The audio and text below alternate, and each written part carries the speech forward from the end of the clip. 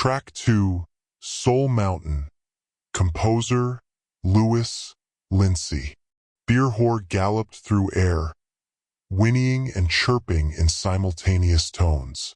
Lindsay looked down and, though the eldritch could see her, she could not see them. It was as though they were not there at all. To them, this was simply a stage, a play to behold, while for her it was life as one would experience it. The beast, on the other hand, knew that both perspectives were equally true in their own right, a fact which he would never tell Lindsay. It didn't matter much to him whether he was being observed by an eldritch audience or if he was truly on the saddle of a horse with the consciousness of a self-aware bird. The difference meant little, and life, like a play, was meant to be experienced in its fullness. The beast pointed. "Lindsay! Hey, Lindsay! Check this out!" Lindsay fixed her gaze and followed Beast's elongated fingernail. Before them were shades of purple and hues of violet wisps, emanating from crystallized undergrowth and flowers upon a mountain overhead. Lindsay's eyes widened. "Is that?" She tightened her grip around the beast. "Soul Mountain."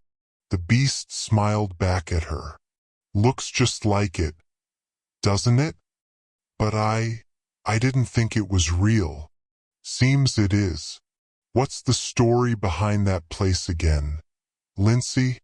Lindsay took in the dark clouds overhead, the snowflakes tangoing and becoming a part of the tapestry of violet-tinted snow.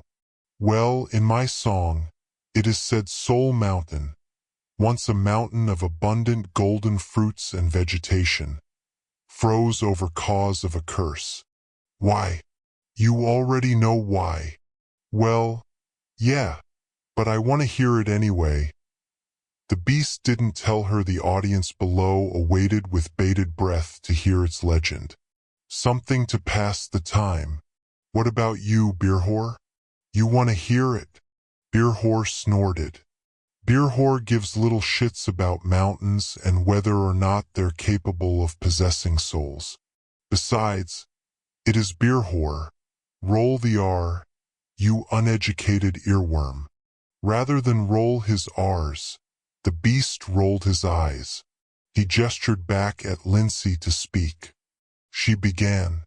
"Eons ago, Soul Mountain was rich with minerals, an alchemist's dream.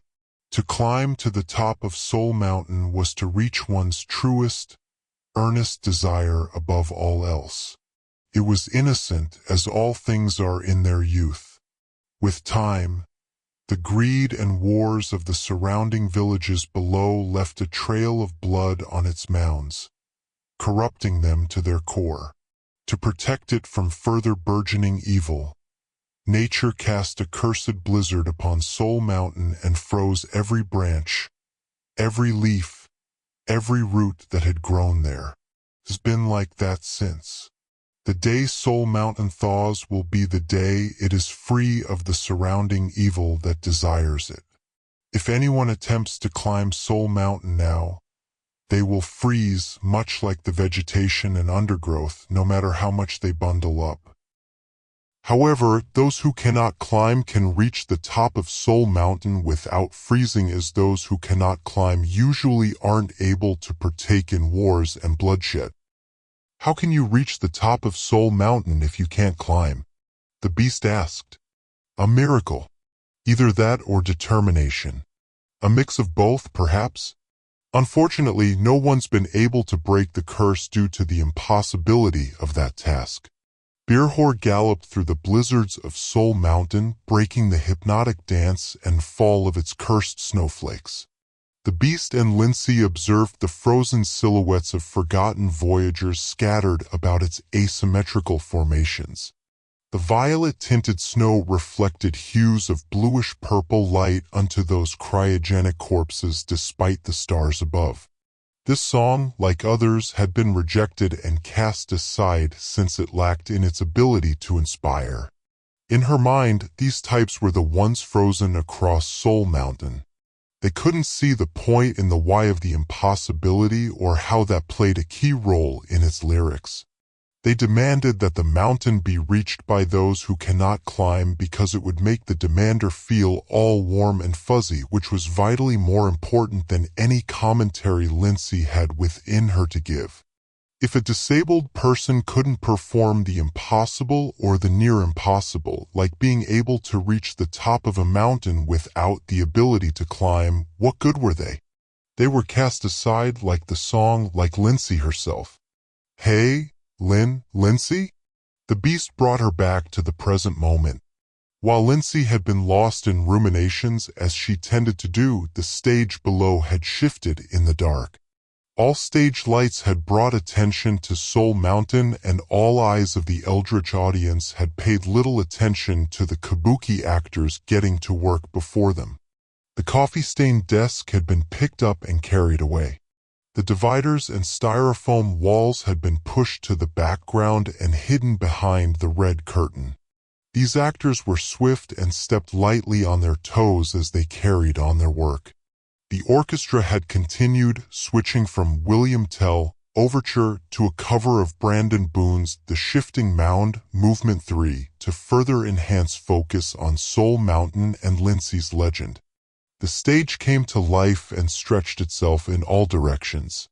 The auditorium adjusted along with the stage, filling in space where there once was none, stretching out time in parallel.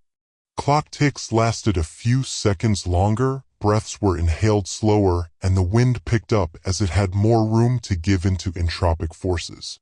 There was nothing but the liminal space of the auditorium, yet that same auditorium was in itself boundless, capable of filling itself into things that didn't and never had existed, all because it could, all because it desired a performance. It was either that or face an eternal realization that only it existed, nothing else but it. Forever. It would stare into an abyss, if only there was an abyss. It would stare into darkness, if only there was darkness. There was nothing else but this.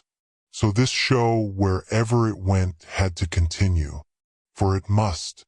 Anything was preferable than contemplating the things outside of it that didn't and never would exist. Eternally. Forever and ever.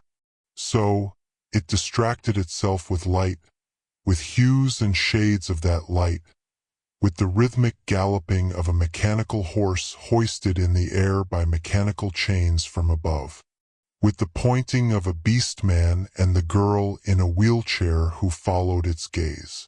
It distracted itself with the stage lights that shifted from the mountain back to the concrete, painted black stage. The red curtains had further parted and kabuki actors had finished putting in blue-painted fences perpendicular to the orchestra below. A line of people formed on parallel sides of the stage. Flowers and undergrowth bloomed past concrete, as if to imitate the likeness of an open space. Similarly to an amusement park or carnival at night.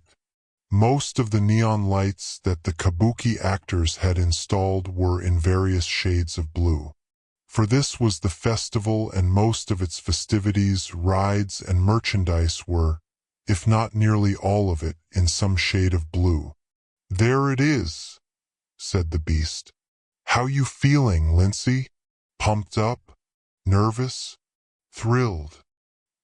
He ignored her trembling fingers and her head burrowing into his hairy shoulder. She said nothing.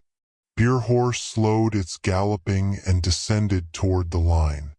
Dust picked up and wafted over the audience as Beer Horse steadied its footing. Lindsay didn't dare to look up. The beast, on the other hand, was more than happy to drink in the view, and, oh, what a view it was. Most of the denizens in line were women, and they were dressed in tightened corsets and somewhat translucent thongs. Their bare breasts hung over leather and their nipples were covered in star-themed stickers. Their hair were dyed various colors of blue, pink, red, and green. Their faces were pierced and their skin was tattooed from neck to ankle with quotes and designs from beloved shows. The men, on the other hand, dressed in a mixture of leather jackets and suits. They carried themselves with an air of professionalism.